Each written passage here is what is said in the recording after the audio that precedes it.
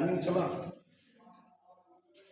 चलिए हम लोग केमिस्ट्री में लास्ट क्लास में पढ़े थे, रिलेशन हम लोग का चल रहा फर्स्ट, और जो हम लोग का लेसन है उसका नाम है रासायनिक अभिक्रिया और समीकरण। तो रासायनिक अभिक्रिया और समीकरण में बहुत सी बातें हुई थी हम लोग का, लेकिन हम मेन टॉपिक हम लोग का चालू हुआ, और जहां से हम लोग का मेन टॉपिक चालू हुआ वहां से हम मात्र एक क्वेश्चन किए थे।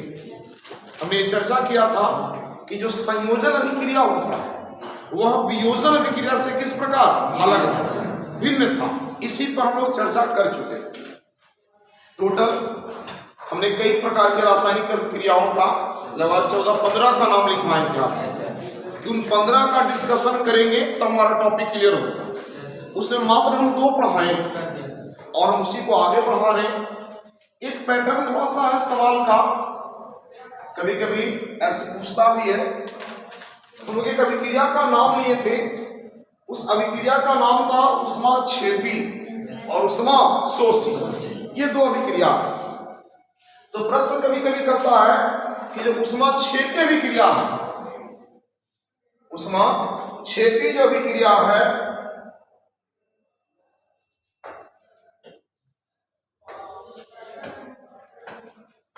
ऊष्माक्षेपी, और एक अभिक्रिया है आपका ऊष्माशोषी, ये 2 अभिक्रिया। अब हम चाह रहे हैं कि इन दोनों को डिफाइन किया जाए। एग्जामिनेशन में कभी कभी प्रश्न पूछता है आपका ऊष्माक्षेपी अभिक्रिया ऊष्माशोषी अभिक्रिया से किस प्रकार अलग है, कैसे दोनों में क्या डिफरेंस है। देखिए, कभी भी अगर आप ध्यान से किसी भी डिफिनेशन को ध्यान सुनिएगा और उसको वर्ड को पढ़िएगा, तो हम पिछले एग्जाम्पल में मैंने जो डिफिनेशन दिए थे हम लोग संयोजन का और वियोजन का, तो हम उसके नाम से ही परिभाषा निकाल दिए कि क्या परिभाषा उसका नाम में लिखल है। वैसे ही इन दोनों के परिभाषा में भी लिखा हुआ है क्या कि इसका डिफिनेशन बनेगा, क्या होगा, क्या इसका डिफिनेशन, ये सारी बातें इसमें लिखी हुई। बस हमारा नजर चाहिए, नजरिया चाहिए पहचानने का। अगर आपको नजरिया मिल गया पहचानने का तो पहचान जाइए। कैसे, क्या लिखा हुआ देखिए, यहां पर लिखा हुआ उष्मा, है लिखा उष्मा, आप गौर से देखिए, यहाँ पर लिखा हुआ उष्मा मिल रहा होगा आपको, और यहाँ भी क्या मिला, उष्मा का मतलब गर्मी, अंग्रेजी में हीट, मैंने यहाँ भी गर्मी का बात कर रहा है, यहाँ भी गर्मी का बात कर रहा है, यहाँ भी उष्मा का बात कर रहा है। हाँ, उष्मा में गर्मी, यहाँ भी किसकी चर्चा हो रही है, गर्मी का, और यहाँ भी गर्मी का चर्चा हो रहा है, दोनों जगह। अब दूसरा वर्ड क्षेपी, और इधर है शोषी, इधर है क्षेपी, इधर क्या है शोषी। अब ये दोनों वर्ड क्या है। क्षेपी शब्द का तात्पर्य है, क्षेपी शब्द का अर्थ ये होता है बाहर निकलना, क्षेपी मतलब बाहर निकलना, और शोषी का होता है अंदर, शोषी मतलब अंदर, मैंने खींच लेना, शोषित कर लेना, उसी का अर्थ है शोषी। शोषी मैंने सोखने वाला, खींचने वाला, और क्षेपी मतलब देने वाला, या कह सकते हैं शोषी मैंने लेने वाला, क्षेपी मतलब देने वाला। मतलब यहाँ पर गर्मी दिया जा रहा, क्षेपी मैंने बोल दिया देना, क्षेपी मतलब देना, और शोषी मतलब लेना। ठेठ भाषा में भी दिए ना, लेना और देना। इसका नाम है उष्मा या गर्मी देना, और इसका अर्थ है गर्मी लेना। अर्थ निकल गया। अब इसी को परिभाषा में चेंज करते हैं, इसी को क्या बना देंगे, डिफिनेशन। अब सवाल डिफिनेशन बनाएंगे कैसे इसको, तो आइए थोड़ा सा मलाई लगाते हैं डिफिनेशन बनाने के लिए। है तो दोनों रासायनिक अभिक्रिया, तो लाइन बनाएंगे कि वैसी रासायनिक अभिक्रिया, वैसी रासायनिक अभिक्रिया ऊष्माक्षेपी अभिक्रिया कहलाता है, वैसी रासायनिक अभिक्रिया ऊष्माक्षेपी अभिक्रिया कहलाता है, जिसमें अभिक्रिया के पश्चात, अभिक्रिया के पश्चात, क्योंकि इसमें देना है, ओ सॉरी उल्टा लिख दिया जी, ठीक है, अभिक्रिया के पश्चात, अभिक्रिया के पश्चात उष्मा बाहर निकलता, दे रहे, मैंने बाहर निकाल रहे उष्मा, ठीक। तो अगर हम उष्मा दे रहे हैं, सॉरी उष्मा को हम बाहर निकाल रहे हैं, वैसी रासायनिक अभिक्रिया को ऊष्माक्षेपी अभिक्रिया कहते हैं, जिसमें किसी रासायनिक अभिक्रिया के पश्चात उष्मा बाहर निकलता है। कोई भी अभिक्रिया हो, कोई भी रासायनिक अभिक्रिया हो, अगर अभिक्रिया होने के पश्चात, अभिक्रिया होने के पश्चात मैंने अभिक्रिया होने के बाद अगर गर्मी बाहर निकले तो वो कहलाता उष्माक्षेपी। और अगर कोई रासायनिक अभिक्रिया, कोई भी अभिक्रिया हो, अगर उस अभिक्रिया को होने में हमको ऊर्जा देना पड़े, हमको उष्मा देना पड़ रहा है बाहर से, तब वो कहलाता है उष्मा शोषी अभिक्रिया। अगर अभिक्रिया समाप्त होने पर उष्मा बाहर निकला तो कहलाया उष्माक्षेपी। लेकिन अगर अभिक्रिया समाप्त होने पर, या समाप्त की बात छोड़ी ना, अभिक्रिया होने के लिए, अगर अभिक्रिया को कराने के लिए या करने के लिए हमको उष्मा देना पड़ रहा है, गर्मी देना पड़ रहा है, तो वह कहलाता है उष्मा शोषी। हम इससे पहले थोड़ी सी चर्चा किए थे जब हम लिखे थे कि रासायनिक समीकरण में सुधार कैसे किया गया, तो वहां पर इन दोनों का चर्चा आया था, उष्माक्षेपी और उष्मा शोषी का। तो हम बताए थे कि जब भी उष्माक्षेपी को लिखना होगा तो तीर के दाईं ओर, और जब उष्मा शोषी रहेगा तो तीर के बाईं ओर। लिखे थे बात? देखिए एग्जाम्पल उष्माक्षेपी का, कहां पर उष्मा बाहर निकलता है, जैसे C+O2, C+O2 अभिक्रिया करके क्या बनाएगा? CO2 प्लस साथ में क्या देगा? ये उष्मा निकालेगा। साथ में क्या निकलेगा? उष्मा निकलता है इसमें। और एक अभिक्रिया है N2 प्लस O2 प्लस उष्मा प्लस 2N, ये अभिक्रिया है। अब देख के हमको पता चल गया कि कौन उष्मा शोषी और कौन उष्मा क्षेपी। कैसे? देखिए C और O2 दोनों मिला, बना दिया CO। यहाँ दो कंडीशन है। क्या कंडीशन है? तो कार्बन और ऑक्सीजन, कार्बन और ऑक्सीजन, इसके दो कंपाउंड हैं। कार्बन और ऑक्सीजन के कितने कंपाउंड हैं? दो। एक कंपाउंड का नाम है कार्बन मोनोऑक्साइड, क्या नाम है? और एक का नाम है कार्बन डाइऑक्साइड, क्या नाम है? तो ये कैसे बता सर कब कार्बन मोनोऑक्साइड बनेगा और कब कार्बन डाइऑक्साइड बनेगा? ये कैसे हमको पता चलेगा?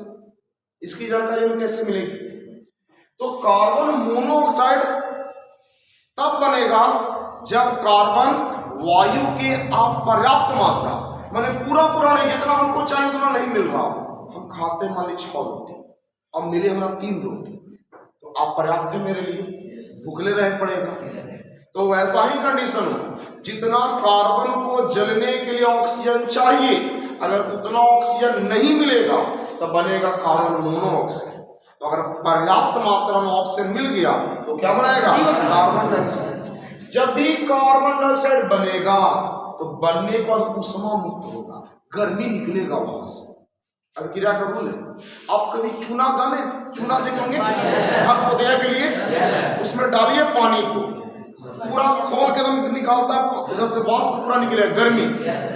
हाथ में डाल लेना, हाथ तक कोई हिला देगा, सोच लो पूरा गर्मी निकलता अंदर से, वाष्प जैसा एकदम हीट। और उस बर्तन को छुइएगा पूरा गर्म हो जाएगा, जिस बर्तन में आप डाले रहिएगा उसको। इसका मतलब उष्मा दिया, उष्मा क्षेपी हो गया, वो क्या हो गया? उष्मा क्षेपी अभिक्रिया। लेकिन अगर कोई भी रासायनिक अभिक्रिया हो रहा और उस अभिक्रिया को कराने के लिए हमको गर्मी देना पड़ रहा, हीट देना पड़ रहा है, जो देखिए तो नाइट्रोजन है और ये मिल रहा है ऑक्सीजन से, तो अपने आप तो नहीं मिलेगा। इस अभिक्रिया को पूर्ण करने के लिए हमको गर्मी देना पड़ेगा। गर्मी दे रहे हैं, उष्मा शोषी, शोषी मैंने खींच लिया, और क्षेपी मैंने बाहर निकाल रहे हैं। देखिए यहाँ बाहर निकल रहा है, क्षेपी और शोषी। फिर से एक बार परिभाषा बना रहे हैं इन दोनों का, फिर से एक बार परिभाषा बना रहे, ध्यान देना है। हमने परिभाषा में कहा आपको कि फिर से एक बार परिभाषा पर हम चर्चा कर रहे हैं उष्माक्षेपी का। उष्माक्षेपी का परिभाषा सुनिएगा ध्यान से। वैसी रासायनिक अभिक्रिया उष्माक्षेपी अभिक्रिया कहलाता है। वैसी रासायनिक अभिक्रिया उष्माक्षेपी अभिक्रिया कहलाता है जिसमें अभिक्रिया के पश्चात, अभिक्रिया होने के पश्चात उष्मा बाहर निकलता हो, उष्माक्षेपी अभिक्रिया कहलाता है। वैसी रासायनिक अभिक्रिया उष्माशोष्य विक्रिया कहलाएगा, जिसमें अभिक्रिया को होने के लिए उष्मा की आवश्यकता पड़ती है। अभिक्रिया को होने के लिए उष्मा की आवश्यकता पड़ती है, उसे क्या कहते हैं? उष्माशोषी अभिक्रिया। क्या कहेंगे? अगर हम हीट दिए तो शोषी, हीट ले लिए तो क्या हो गया? दिखाते परिभाषा। नीचे प्रश्न बनाइए, नीचे में प्रश्न बनाइए।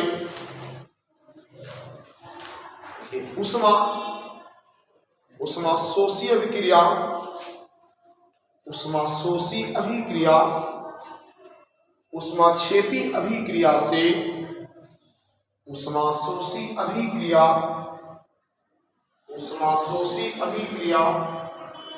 उष्माक्षेपी अभिक्रिया से किस प्रकार भिन्न है? किस प्रकार भिन्न है? किस प्रकार भिन्न है? किस प्रकार भिन्न है?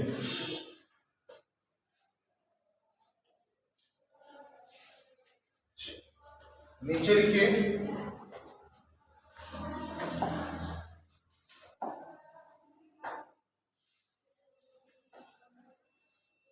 नीचे में उष्मा कौन पहले? शोषी। उष्माशोषी लिख के डैश, उष्माशोषी लिख के डैश, उष्माशोषी लिख के डैश लिखिए। वैसी रासायनिक अभिक्रिया को, वैसी रासायनिक अभिक्रिया को, वैसी रासायनिक अभिक्रिया को वैसी रासायनिक अभिक्रिया को उष्माशोषी अभिक्रिया कहते हैं। उष्माशोषी अभिक्रिया कहते हैं। उष्माशोषी अभिक्रिया कहते हैं, जिसमें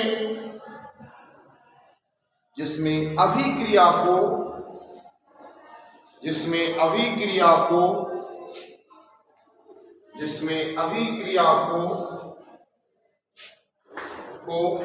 पूरा करने के लिए, अभिक्रिया को पूरा करने के लिए, अभिक्रिया को पूरा करने के लिए उष्मा देना पड़ता हो, उष्मा देना पड़ता हो, अर्थात अवशोषित होता है, अर्थात अवशोषित होता हो, अर्थात अवशोषित होता हो, अर्थात अवशोषित होता हो।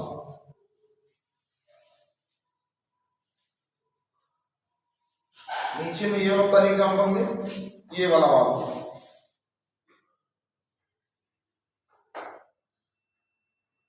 ये होता ना,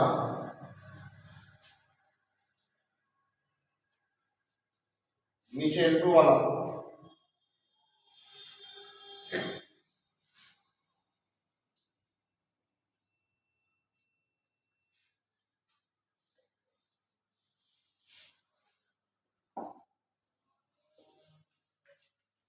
हो गया।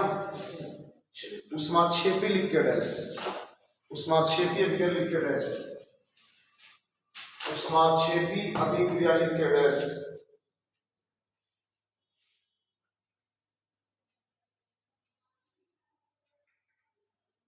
लिखिए, वैसी रासायनिक अभिक्रिया, वैसी रासायनिक अभिक्रिया, वैसी रासायनिक अभिक्रिया, वैसी रासायनिक अभिक्रिया उष्माक्षेपी, उष्माक्षेपी अभिक्रिया कहलाती है, उष्माक्षेपी अभिक्रिया कहलाती है, अभिक्रिया कहलाती है,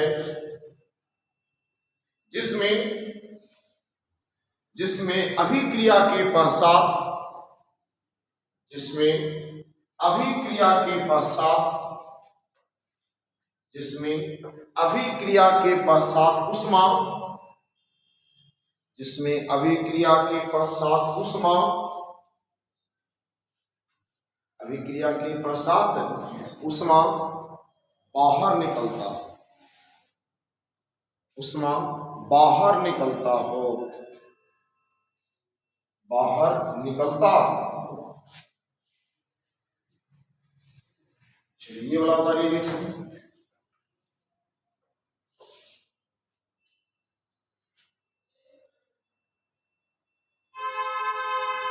ऊपर का रिएक्शन उतारेंगे।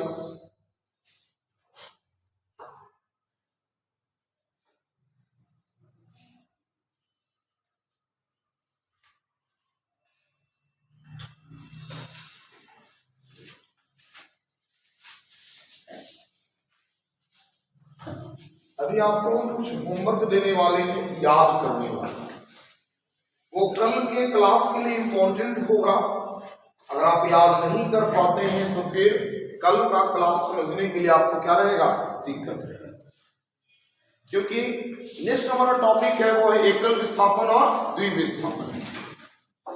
और विस्थापन का शाब्दिक अर्थ होता है भगाना या हटाना, भगाना या हटाना। तो अब कौन किसको हटाएगा, कौन किसको भगाएगा? भगाना या हटाने वाला भी क्रिया आ रहा है, तो आप इसको कैसे भगा दीजिएगा? यहाँ पर इतने बच्चे बैठे हुए हैं, बच्चियां बैठी हुई है, अब हमको कौन क्या पता भी है कौन इसमें बरियार है कौन इसमें कमजोर है? देखने में तो सब लग रहा है कि हटा कट्टा है। केवल ऐसा भी होगा कि कमजोर के घर पे दुख देता है, बरियार पिटा भी जाता है, और केवल एकदम मार के घास देगा बरियार का कमजोर को, कुछ भी हो सकता है ना। लेकिन अच्छा ये पता हमको चला कि कौन बरियार है कौन कमजोर है, तो कुश्ती लगाएंगे तब पता चलेगा जी। तो वैसे ही तत्व में भी कुछ तत्व बरियार होता है, कुछ तत्व कमजोर। और हम जानते हैं कि तत्व को धातु आधातु में बांटा गया, उपधातु भी है, लेकिन मुख्य रूप से आपका धातु और आधातु। तब धातु का क्रियाशीलता, क्रियाशीलता मतलब अभिक्रिया कितना देर से कर रहा है, क्रियाशीलता मतलब क्या हुआ, अभिक्रिया करने का दर। तो हमें दर याद करना पड़ेगा, और जो बरियार रहेगा मैंने जो क्रियाशीलता से ऊपर रहेगा वह अपने से नीचे वाले को भगाएगा। हमको याद रहेगा तब ना कि कौन ऊपर है और कौन नीचे है, कौन बरियार है कौन कमजोर है, तो याद करना पड़ेगा ना। उसके लिए हम लोग की सारणी है, सारणी कहां पर है, तो आपको पेज नंबर हम दे रहे हैं, आपके किताब का पेज नंबर 43, आपके बुक का पेज नंबर कितना है 43, और उसमें एक सारणी दिया हुआ है, वो भी लिख दे रहे हैं सारणी संख्या 3.3, सारणी संख्या 3.3,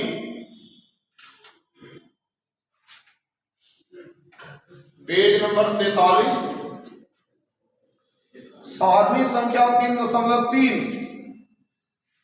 आपका किताब अगर पुराना होगा ना तो इस सारणी संख्या सेम रहेगा, पेज नंबर आगे पीछे हो सकता है, तो सारणी नंबर कभी चेंज नहीं होता है। ये हम नया किताब के अनुसार बोल दिए, पुराना किताब में पेज नंबर दाएं बाएं हो सकता है, ठीक ना, लेकिन सारणी कभी चेंज नहीं होता है।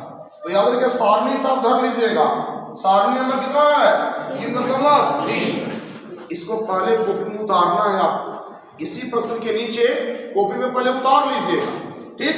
और उतारने के बाद इसको अच्छे से याद कीजिएगा, जैसे है उसमें लिखा हुआ लाइन से, आपको जब लाइन से याद करना है, इन्हें के ऊपर से वो नीचे से बोलेंगे तो फिर हम भी कान के नीचे देंगे, सोच लीजिए लाइन से एकदम याद करना है, जैसे उसमें लिखा हुआ सारणी में वैसे ही याद करके लाना है। याद हो जाएगा? देखिए याद हो जाएगा, पुस्तक आप लोग से विश्वास है, याद है तो अच्छी बात है, याद नहीं है तो याद कर लेना है। फिर से बोल रहे हैं सारणी से ही खोजिएगा, सारणी संख्या 3.3, सारणी संख्या 3.3, तीसरा लेसन है ये, पेज नंबर 43, वहां से आपको याद करना है, याद कर लीजिएगा। हैं।